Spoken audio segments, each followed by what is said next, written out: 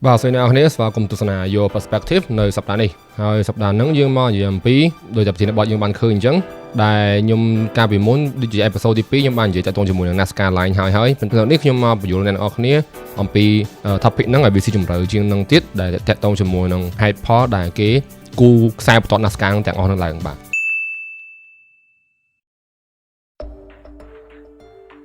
បងប្អូនយើងសម័យមើលមួយផ្លែតបើសិនជាយើងដើរចូលនៅក្នុងវាលខ្សាច់មួយដ៏ធំដែលស្ងាត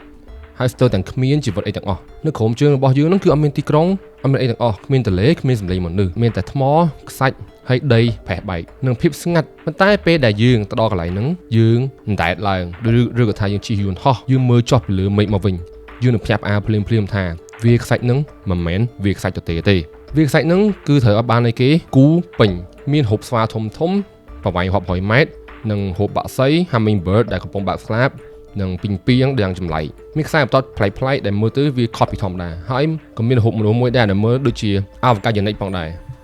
បញ្ហាគឺហូបទាំងអស់ហ្នឹងមិនមែនមនុស្សសម័យថ្មីអ្នកគូទេវាបានកើតឡើងជាង 1000 ឆ្នាំមុនហើយខ្លះគឺចាស់ជាងនឹងទៀតសម័យនោះគឺគ្មានយន្តហោះគ្មានផ្កាយអណប់គ្មានដ្រូនអីទេបាទគ្មានឧបករណ៍អីដើម្បីមើលទិដ្ឋភាពពីលើមេឃដូចយើងសពថ្ងៃហ្នឹងទេដូច្នេះសំណួរគឺសួរថាហេតុអ្វីបានជាមនុស្សបុរាណទៅគូហូបធំនៅលើដីហើយហូបនោះគឺត្រូវការមើលពីលើមេឃចុះមកបានមើលឃើញបានមើលយល់ថ្ងៃនេះយើងមកស្វែងយល់ទាំងអស់គ្នាថាការលើកឡើងរបស់មនុស្សមួយចំនួនដែលតាក់ទងជាមួយ NASCAR Line គឺមានអីខ្លះបាទ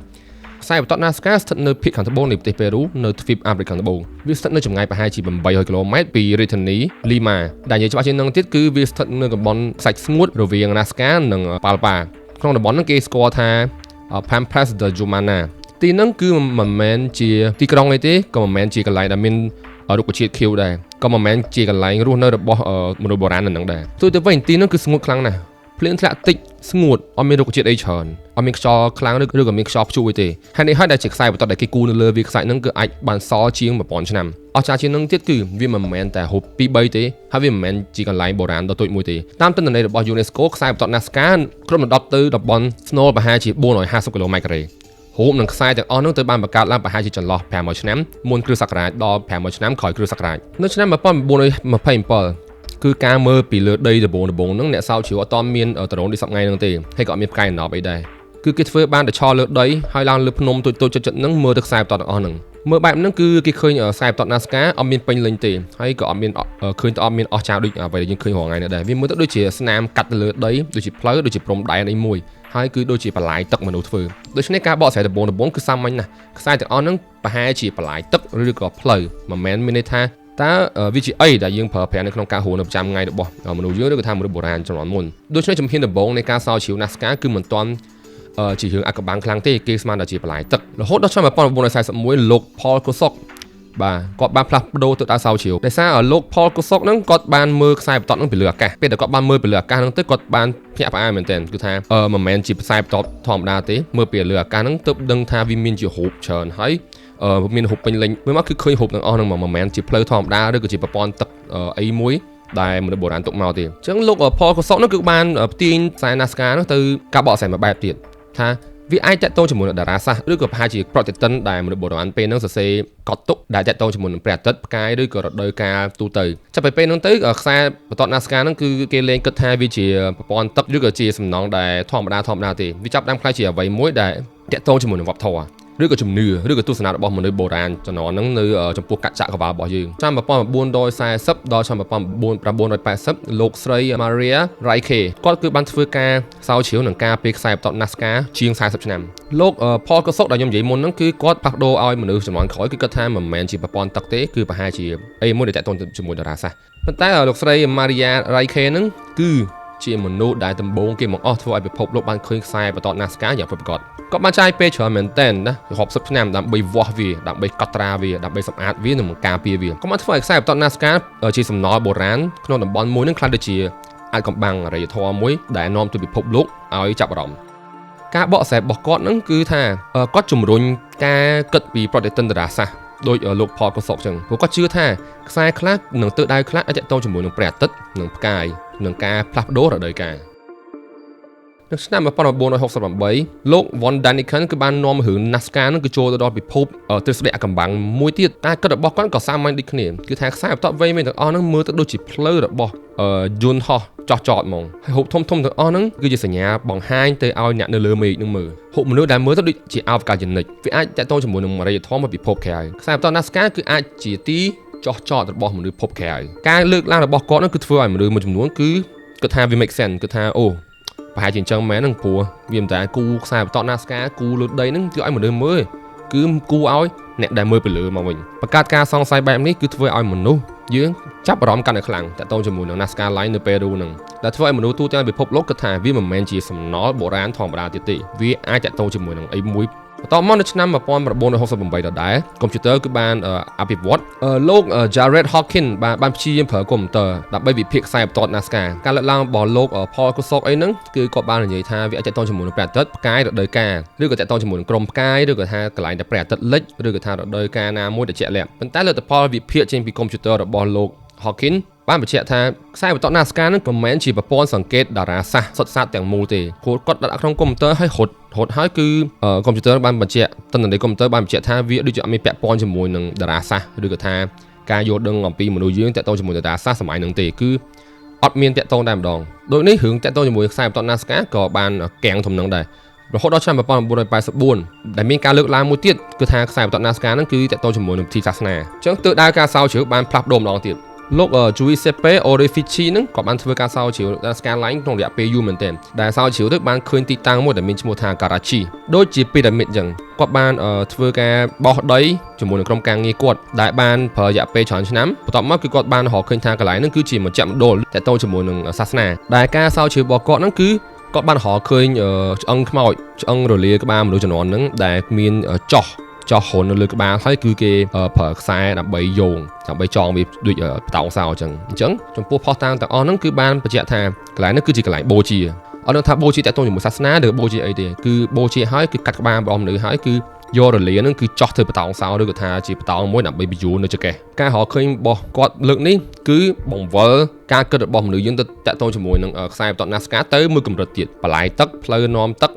ទៅតារាសាស្ត្រប្រតិទិនបន្ទាប់មកទៅដល់កន្លែងអ្នកចោះចតរបស់អេលៀនហើយគូកំនួនឲ្យអេលៀនបន្ទាប់មកតទៅមកតង់ទៀតដែលគេបញ្ជាក់ថាវាអត់មានពាក់ព័ន្ធអីមួយតារាសាស្ត្រទេហើយមកដល់គាត់ហ្នឹងគឺគាត់បញ្ជាក់បានថាកន្លែងនេះគឺជាកន្លែងបូជាអីមួយបាទហើយនៅឆ្នាំ1985ដដែលលោក Johann Reinhardt បាទគាត់បានជំរុញអាទិត្យដើរបូជាហ្នឹងទៅមកតង់ទៀតគាត់បានធ្វើការស្រាវជ្រាវនៅតំបន់ក្នុងខ្ពស់ម្ដុំហ្នឹងហើយគាត់បានរកឃើញវត្ថុបូជានិងសំណល់ពាក់ព័ន្ធផ្សេងដែលគាត់លើកឡើងថានៅតំបន់ហ្នឹងគឺជាតំបន់ដែលវាខ្សាច់ហើ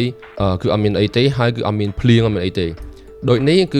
ឺគេប្រហែលជាធ្វើពិធីបូជាឬក៏ថាធ្វើពិធីសុំភ្លៀងបាទដើម្បីឲ្យភ្លៀងវាធ្លាក់មកនៅតំបន់ហ្នឹងដើម្បីមានទឹកប្រើប៉ុន្តែបើសិនជាតាមយើងគិតវិញគ្រាន់តែសុំភ្លៀងត្រូវអត់ចាំបាច់គូទៅចាក់តូនជាមួយនឹងពីងពីងស្វាហើយក៏រូបអីផ្សេងនិយាយទៅគឺការបកស្រាយទាំងអស់ហ្នឹងគឺវាត្រូវមកបែបតែអត់មួយបែបតែមួយបែបអត់មួយបែបហើយការលើកឡើងមនុស្សហ៊ានខ្លួននោះគឺជំរុញឲ្យការស្រាវជ្រាវទៅមួយកម្រិតទៀតបាទតោះមកគឺមានសំណួរមួយសួរថារូបទាំងអស់នោះត្រូវការធំបែបហ្នឹងក៏គ្រាន់តែសុំភ្លៀងយើងគូរូបតិចតូចទៅបានតែច្បាច់គូរូបធំអញ្ចឹងភ្លៀងហ្នឹងណាគេអ្នកឲ្យបើត្រូវការមើលរូបធំទាំងអស់នោះឬក៏ជំនឿរបស់ជនជាតិ Nazca ជំនាន់ហ្នឹងគឺជឿថាគូរូបធំបានវាធ្លាក់ភ្លៀងមកមែនអញ្ចឹងនេះជាសំណួរមួយដែលសួរមកវិញថារូបហ្នឹងចាំបាច់គូធំដល់ថ្នាក់ហ្នឹងអីអញ្ចឹងវាបង្កើតឲ្យមានចម្លើយមួយឆ្លើយនៅសំណួរទាំងអស់នោះហេតុអីបានត្រូវគូធំព្រោះគេមិនមែនគូឲ្យមនុស្សមើលទេគេគូឲ្យរបស់ដែលមិនមែនជាមនុស្សមើលពេលហ្នឹងប្រហែលជាកំពុងតែប្រឈមមុខជាមួយនឹងមេឃដែលអត់ភ្លៀងប្រឈមមុខជាមួយនឹងភ្នំ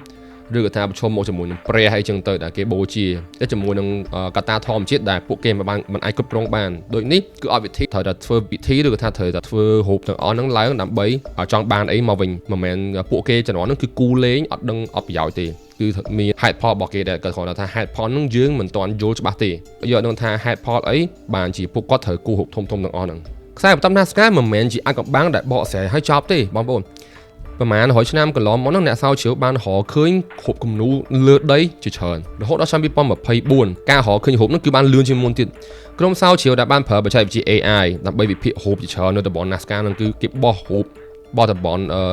់ដីដែលថតពីដ្រូនពីអីហ្នឹងបោះទៅឲ្យ AI វិភាគគឺចុងក្រោយគឺបានបញ្ជាក់ថានៅមានរូបគំនូរថ្មីចំនួន303រូបទៀតដែលមនុស្សយើងគឺរំលងបានមើលឃើញហើយដល់ពេលការវិភាគនឹងចេញមកហើយគឺមនុស្សទៅដល់កន្លែងហ្នឹងស្រាវជ្រាវគឺបានរកឃើញរូបទាំងអស់ហ្នឹងមែន ដោយនេះ AI ជួយឲ្យការវិភាគការរកឃើញវាកាន់តែលឿនពួកអីមុននឹង AI រកឃើញ300 3រូបហ្នឹងមនុស្សយើងគឺចំណាយពេលអស់ជាច្រើនចូលសតវត្សដើម្បីបញ្ជាក់ដើម្បីរកឃើញបានតែ430រូបទេនៅសល់303រូបទៀតតន់រកឃើញថ្មីៗនៅក្នុងឆ្នាំ2024មានន័យថាតាមការស្រាវជ្រាវដែលចេញផ្សាយនៅក្នុង PNAS ឆ្នាំ2024ចំនួនគំនូរដែលនៅលើ NASCAR ហ្នឹងដែលគេស្គាល់ហើយគឺបានកើនពីប្រហែលជា430រូបទៅដល់យ៉ាងហោចណាស់733រូបបើយើងមើលរូបទាំងអស់ហ្នឹងគឺមានតែតងជាមួយនឹងសត្វរុក្ខជាតិរូបធរណីមាត្រនិងស្នាមធំៗនៅលើវាខ្សាច់របាយការណ៍ Reuters នៅឆ្នាំ2025ឆ្នាំមុននេះក៏បានលើកឡើងថាតំបន់ NASCAR មានរូបគំនូរលើដីដែលគេស្គាល់ហើយលើស800រូបត្រង់ហ្នឹងគឺបង្ហាញពីអីវាបង្ហាញថាអ្វីដែលយើងគិតថាយើងមើលទៅវាឃើញច្បាស់ហើយប៉ុណ្ណឹងតាមពិតគឺគ្រាន់តែជាមួយផ្នែកទេដែលយើងមិនទាន់រកឃើញនៅអារូបផ្សេងរូបខ្លះតូចមែនតើតូចពេករូបខ្លះគឺស្អាប់រូបខ្លះទៀតគឺបានដីគ្របពីលើអញ្ចឹងយើងរកឃើញបានតែប្រហែលជា800រូបទេឥឡូវយើងមកសាររើឡើងវិញណាឆ្នាំ1927គេថាបន្លាយទឹកឆ្នាំ1940ដល់ឆ្នាំ1980បានលើកឡើងថាវាជាគំនូរដែលតាក់ទងជាមួយនឹងតារាសាស្ត្រក្នុងឆ្នាំ1968បានលើកឡើងទ្រឹស្ដីអំពីមនុស្សភពក្រៅតាក់ទងជាមួយនឹងមនុស្សភពក្រៅឬក៏ថា alien ឆ្នាំ1968ការវិភាគរបស់កុំព្យូទ័រគឺបាននិយាយថាវាមានពាក់ព័ន្ធជាមួយនឹងតារាសាស្ត្រអីទេក្នុងឆ្នាំ1984ការស្រាវជ្រាវរបស់ Karachi ក៏បាននាំខ្សែបន្ទាត់ NASCAR ហ្នឹងទៅភ្ជាប់ជាមួយនឹងពិធីដែលតាក់ទងជាមួយសាសនាឬក៏ថាបូជាក្នុងឆ្នាំ1985គឺបានលើកឡើងនៅទ្រឹស្ដីដែលតាក់ទងជាមួយនឹងពិធីសុំភ្លៀងជាតំបន់ដែលខ្វះភ្លៀងអញ្ចឹងរហូតមកដល់ឆ្នាំ2026បាទ25ហ្នឹងគឺការស្រាវជ្រាវ NASCAR ហ្នឹងគឺជិត100ឆ្នាំហើយមិនមែនគ្រាន់តែជាចម្លើយនៃការផ្លាស់ប្ដូរទៅវិញទៅមកអញ្ចឹងទេយើងគឺព្យាយាមរកចម្លើយនៃអរិយធម៌បុរាណនៅកន្លែងហ្នឹងគំនូរទាំងអស់នោះមានប្រយោជន៍អីបន្ទាប់មកយើងសួរថាវាជាកោដតារាសាស្ត្រមែនអត់បន្ទាប់មកយើងសួរថាវាតកតងជាមួយនឹងភពខែអត់បន្ទាប់មកយើងសួរថាហេតុអីបានជាមនុស្សបុរាណត្រូវការគូវាការលើកឡើងដល់ចុងក្រោយគេដែលខ្ញុំនិយាយតកតងជាមួយនឹងការសុំភ្លៀងហ្នឹងវាជាការបកស្រាយមួយដែលរៀងសមហេតុផលដែរបាទគឺប្រហែលជាគេគូរូបហ្នឹងសុំភ្លៀងប៉ុន្តែគូអត់ដឹងថាសុំពីណាគេទេដឹងតែគូ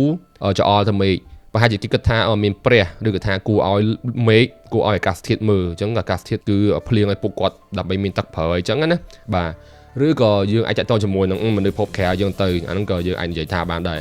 ដូច្នេះសំណួរគឺសួរថាបើខ្សែបន្ទាត់ NASCAR ពិតជាសារមួយដែលមនុស្សបុរាណសរសេរទៅកាន់មេឃហ្នឹងចោះសប្ថ្ងៃយើងទុកអីទៅអនាគតយើងវិញអញ្ចឹងវីដេអូថ្ងៃហ្នឹងគឺបានដល់ទីបញ្ចប់បងប្អូនជឿលើការបកស្រាយមួយណាជាមនុស្សភពក្រៅប្រតិទិនតារាសាស្ត្រកន្លែងបូជា